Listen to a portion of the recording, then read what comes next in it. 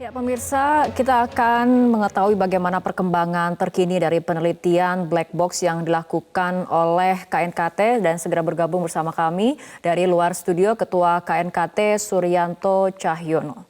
Selamat malam Pak Suryanto. Selamat malam Mbak. Pak Suryanto, bagaimana perkembangan terbaru dari penelitian black box di kantor KNKT saat ini? Ya, sejak kemarin sore black box sudah kami terima di KNKT.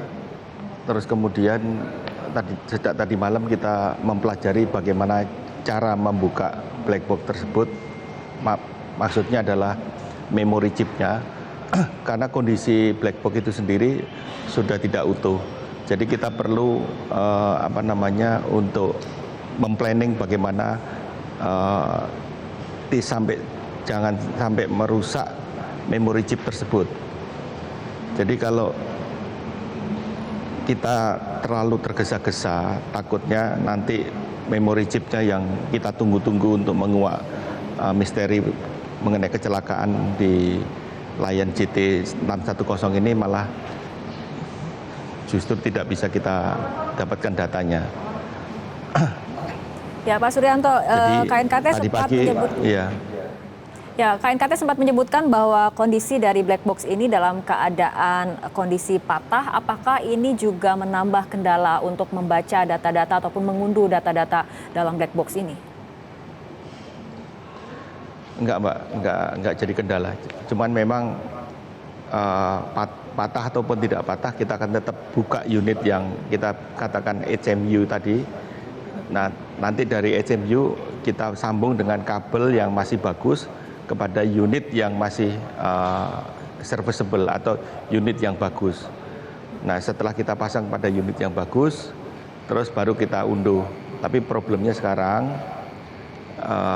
kabel yang untuk menyambung dari unit yang patah tadi ke unit yang masih bagus, kita di KNKT hanya ada 3 jenis kabel, tapi kan black box itu macam-macam. Meskipun 737 Max 8 Garuda belum tentu sama dengan Max 8-nya Lion.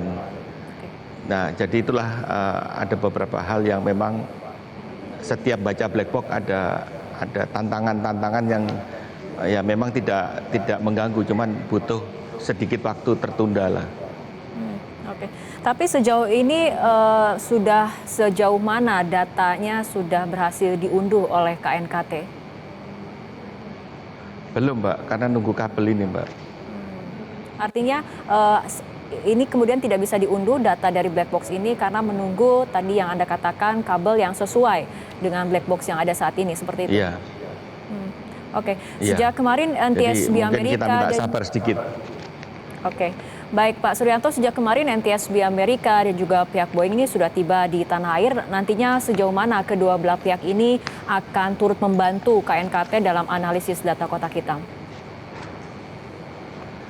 Jadi tidak hanya membantu analisis kotak hitam, tapi dia membantu pertanyaan-pertanyaan atau jika kita butuh data dari pabrikan Boeing atau butuh keterangan atau butuh penjelasan mengenai suatu sistem ataupun suatu komponen, mereka akan memberikan asistensi atau memberi bantuan kepada KNKT untuk keperluan penyelidikan dari penyebab kecelakaan ini. Jadi pabrik pesawat itu sama authority atau KNKT-nya Amerika ya dalam hal ini NTSB itu sesuai dengan IKONEK 13, mereka wajib membantu negara penyelenggara investigasi. Dalam hal ini adalah KNKT. Jadi itu sudah diatur di dalam aturan internasional, itu merupakan kewajiban mereka untuk membantu mengungkapkan penyebab dari kecelakaan. Oke. Kembali pada tadi tantangan yang disebutkan oleh Pak Suryanto mengenai belum adanya ketidaksesuaian kabel. Apakah kemudian KNKT juga meminta bantuan dari NTS untuk kemudian melihat apakah ada kabel yang sesuai atau tidak untuk mengunduh data?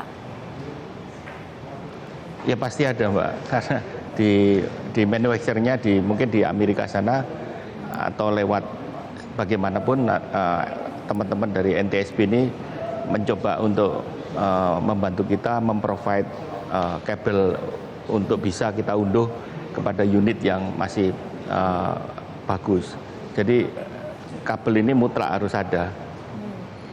Butuh waktu berapa lama untuk menunggu adanya kabel sehingga data dapat diunduh? Mungkin 2-3 hari lah, Pak. Jika kabel sudah ada dan sudah sesuai, Pak Suryanto, dan kemudian butuh berapa lama lagi untuk mengunduh semua data yang ada di black box? Jadi begitu kabel sudah ada, nanti kita dipasang di unit baru, kita cek apakah memang masih bisa bekerja sesuai atau perlu perbaikan-perbaikan yang lain. Tapi biasanya sih kalau sudah kita connect, tidak ada masalah, langsung kita bisa unduh. Yang kita unduh pertama itu adalah binary, raw data itu dalam bentuk 010101. Nah, itu kita sebut sebagai FDR unit. Nah, dari FDR unit itu nanti kita transfer menjadi engineering unit yang dalam hal ini kecepatan dalam knot, temperatur dalam derajat Celcius, terus ketinggian dalam feet. Nah, itu yang kita sebut engineering unit agar kita bisa membaca angka-angka tersebut. Nah, setelah angka-angka itu keluar, kita verifikasi apakah benar nggak angka-angkanya. Nah, itu semua butuh antara 1 sampai 2 minggu. Oke, baik. Pak Suryanto, kita harapkan kabel yang sesuai memang akan segera dapat ditemukan ataupun dicari seperti itu, karena publik juga menunggu bagaimana nantinya hasil pembacaan ataupun analisis dari data di Kotak Hitam. Terima kasih Pak Suryanto Cahyono, Ketua KNKT, telah bergabung sama kami dalam Prime Time News untuk malam hari ini.